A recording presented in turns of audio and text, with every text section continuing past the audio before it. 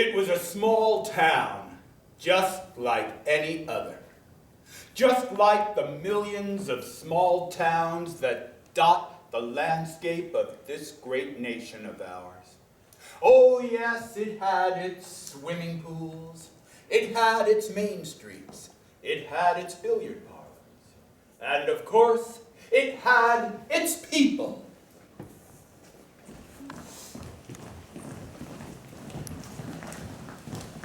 And so ordinary and so normal were these people that you could tell everything about them simply by looking at them. For example, you could look at that gentleman at the end there in the cap, and you could tell immediately what hope he holds in his heart, what hope he holds on to more than anything else in the world. He hopes for this. I'll count to 3. You shout it out. 1, 2, 3.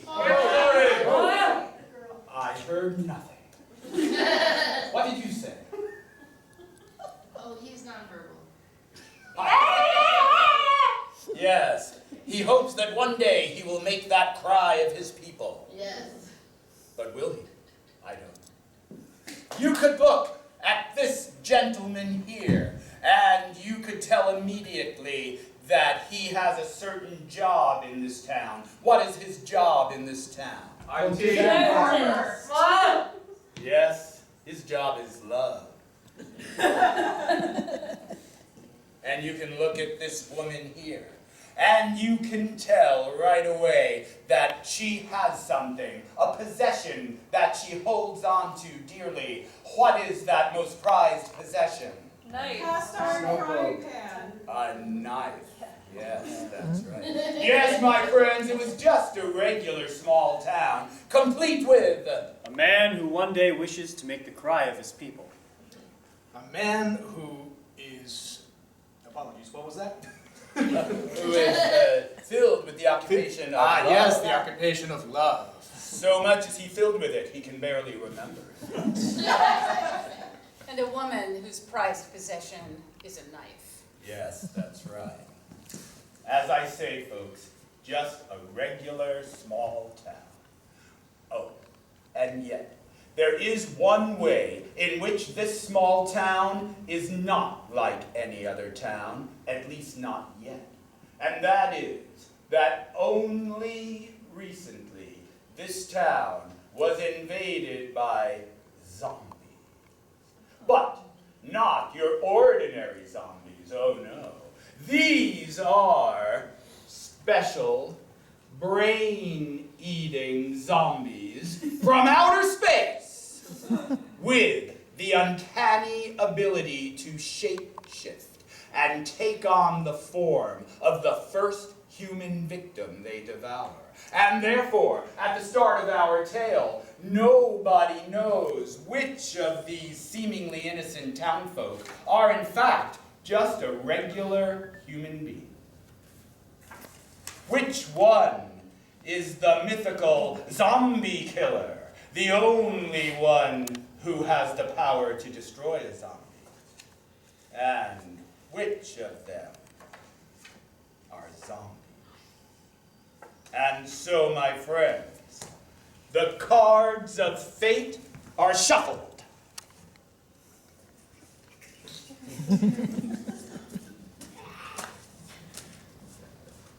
Well done.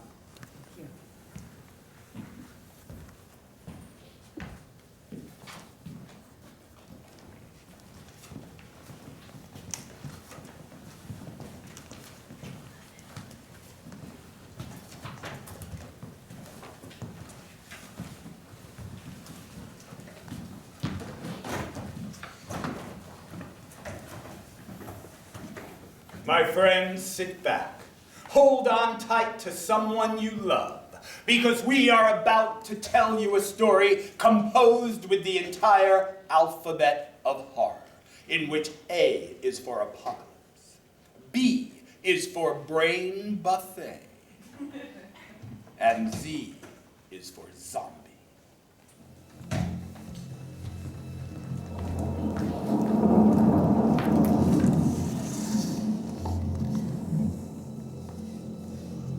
interrupt your regularly scheduled program, The Real Housewives of Trailer Park County, with this breaking news. Police are receiving more calls from local residents on the outskirts of town who are reporting strange activity from various people who they claim to be zombies. The sheriff's office is stating that these calls should not be a cause for alarm, for they are most likely Halloween pranks. Nonetheless, a few animals have been found torn from limb to limb. Also, 2 missing person cases have been reported in the town next door. Residents are advised to call in any strange behavior that they may encounter. More news at 11.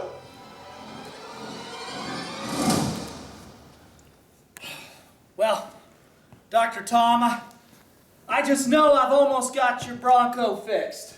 Well, I'm happy that you've finally done it. I love this puppy. I think I just need one more part and a little more time, and you'll be ready to go on your trip soon. Amazing, thank you so much. And you know what? We can call our consultations paid for. That means so much to me, you know. Me and Mary, well, How are you doing? You haven't filled me in. it's not looking good, Doc. I mean, I suppose, Have you been doing your exercises? sure, I've been telling her how I feel, and she tells me how she feels, and then I repeat it back and say, what I hear you saying to me, Mary, is, and then she says, what I hear you saying to me. Right. But, well, last night I got home a little too late from the bar again, and, well, Larry, come on. We talked about this. This is the reason that Mary doesn't want to continue having relations. Okay? I'm afraid that maybe we're just doomed for divorce, Doc. We'd probably be divorced already if it wasn't for you. Well, I'm glad that it's working. Okay, Larry, but you have to understand that you're kind of ruining my stats. Well, I wouldn't want that, Doc, especially since you're letting me pay for the sessions in automobile repairs. You know what? That's fine. Have you thought about maybe, I don't know, taking a break from each other? Giving each other some space. You know, love is strongest when apart, or something like that. Oh, geez, I don't know, Doc. We got married so young. That's maybe the problem, right? You haven't explored yourself. I'll tell you what. Why don't you come with me on that trip, huh? Really? Yeah. Why don't you tell Mary that you will take some time apart from her, that you're simply going to go to Atlantic City with your doctor? Well, I'm sure that if you say it's okay, she'll go for it. Well, you know what I always say, right? You can't really tell your partner the the truth, truth unless unless you do it through a doctor. You are so smart, Doc. Oh, have a degree. I'm going to double down and I'm going to get this Bronco fixed up for you Thank you. in no time flat. I appreciate that. Thank you very much. And we're going to go to Atlantic City, and you know what? We're going to have the time of our lives. Hey, you go to Atlantic City every year, don't you? I do. It must be a very important place for you. You know, it is. It's where I met Letitia. Who's Letitia, Doc? Well, Letitia was my first love. I can remember it now. She was my high school sweetheart, you know. Just like Mary was for me. Exactly. Which is why I've taken such an interest in you. You know, when we met, we decided to go to prom together. She asked me, and I asked her at the same time. Can you believe that? That's amazing. And then, homecoming came. Yes, we were both king and queen. Wow. Yes, it was like a magical story from the books. But, unfortunately, things didn't quite work out for me. Doc, I'm sorry to hear. Is that why you've dedicated the rest of your life to keeping couples together and helping them work it out? Exactly. And as you know, I only take the projects that I think needed the most. Right? And I gotta tell you, I found myself really valuing our friendship above our client-patient relationship, or our doctor-patient relationship. Me too. You know? I do. Yeah. You want a beer? I'd love one. Well, I mean, you have a fridge here. Yeah, help yourself. Thanks. So wait, you met Letitia in Atlantic City? I did. So you went to high school in Atlantic City? I did. So Atlantic City's your hometown? That's right. I've always wanted to see the hometown of the Love Doctor. We sure are lucky to have you here in our small place. I mean, I think it was just fate that, well, you were driving through town a month ago and your car troubles started and you decided to stick around a bit. Yeah, you know what? This town has changed me. There is something charming about your town, something, I don't know, mystical about it. You know what I mean? I do. I mean, I've never lived anywhere else, but I know. I've always felt like, well, this town was just a little dewdrop of heaven. Kissed by God. Why, nothing wrong could ever happen here. Exactly. You just feel secure. But that's why I feel even more pressure to stay married with Mary. I mean, Listen, this trip is going to do you wonders. Mary will thank you. I promise you that. Okay? Trust right. the Love Doctor. I'll tell her tonight I'm going with you to Atlantic City. Now come on, you two, sit down and let me tell you all how it happened. Jake, I love your stories. Telling you this was the best game I ever played. There I was. It was already 1 o'clock in the morning. I was bone tired and so were all the other players. They thought they'd have wiped me out hours ago, but I was luring them in, see? I was luring them in. Finally, it was the final pot of the night. There was $40,000 in the pot. Oh my God. 40,000! I had to pull for an inside straight. Everybody else had folded, but Lionel stayed in. You see, he thought I was bluffing, counted the way I bluffed him in last year's tournament. Oh my God, Jake. Go on. But this time I wasn't bluffing, see? I knew that God was going to be on my side. I don't know how I knew it, Julie. I don't know how I knew it, but I just knew that God was going to be on my side, see? So I let it all stay in, and the dealer took the card off the table. Boom, first card went to Lionel. Boom, second card went to me. I looked at just the corner, see? Just a little white corner where no one can even see the suit, let alone the number yet. And I peeked up, and boom, an inside straight. Oh! 40,000! $40,000, Julie, do you believe it? Oh my God. $40,000. And so, what are you going to do with it? What am I Or going what did you do with it? What did I do with it? Well, you know what I did with it, sweetie. I immediately went down to the mortgage broker and I paid off the mortgage on this old house. Oh, That's God what really you want. was listening. Now don't you worry, Michelle. Oh, You'll get your break just like Julie and I have. I'm happy for you. I am.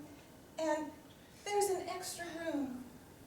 It's in the basement, but it's beautiful, and if you need to, you could always stay with us, right, Martin? Of course you can. Any sister of Julie is a sister of mine. Do you really mean that, Julie? Of course. Come here. You know what's special about this house, too? Look, I set up a table with tea. Remember how we used to have tea parties? It was always fake tea. Now it's real. It's real tea. That's what $40,000 will do. Oh my God, it buys you tea. Oh my gosh. Oh, this is the most special time. Well, there's something else I want to tell you. What? Not only did we buy this house, but I'm actually going to open a little tea shop. That's right. You see, I saved $10,000 that wasn't necessary to pay off the mortgage so we can take that little vacant place next to the billiard parlor. That's so perfect. Well, I'm just going to be in your way. You need to get on with your lives. Don't worry about me. I'll get a room down the street. It's okay. Now don't be silly. We want you to stay here. We love you. Why, sometimes I could just eat you up. That is the sweetest thing anybody has ever said to me. In fact, I feel the same way, and I think you should stay for dinner and then spend the night and come see your bedroom in the basement. We would love to have you for dinner. This is so incredibly special. Okay, I'll stay. Get low. I hear it rustling. Give me the arrow.